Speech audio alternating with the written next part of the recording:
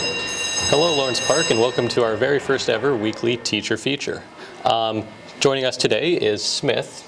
You may know him from teaching grade 11 and 12 film, and we're going to be asking him just a few questions about himself. So actually, before we get into the personal questions, Smith, what exactly is a teacher feature? Well, this is an idea you folks in LPTV came up with as a way to get to know some of us teachers a little bit better.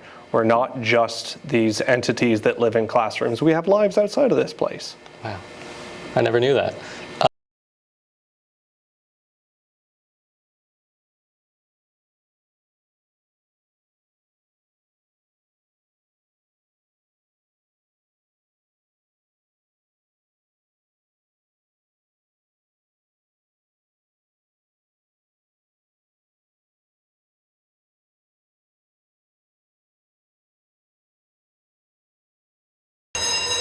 Welcome to our very first ever weekly teacher feature.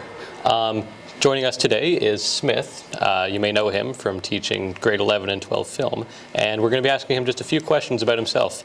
So actually, before we get into the personal questions, Smith, what exactly is a teacher feature? Well, this is an idea you folks in LPTV came up with as a way to get to know some of us teachers a little bit better.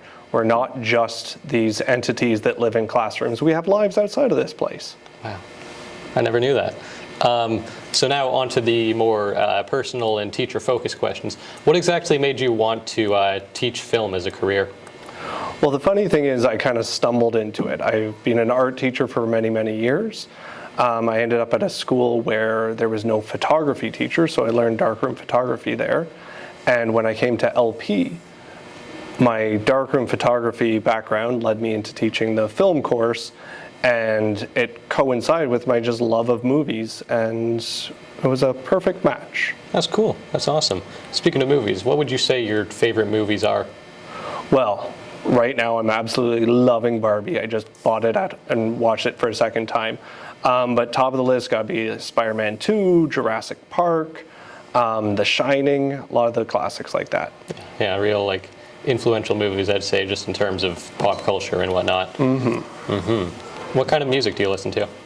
Well, I am a big fan of indie pop, right? I love the Weaker Thans, Weezer, bands like that. They're a little bit more rock, but I have been totally falling for Olivia Rodrigo recently. Her new song is fantastic. Yeah. All right. Yeah.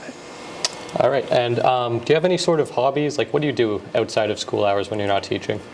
Well, I do have 2 young kids, so there's a lot of time building Lego and, nice. You know, watching movies with them, that sort of thing. Going swimming. My daughter's going to drama camp, so we're getting excited and that's cool. That's cool. Amped up for that right now.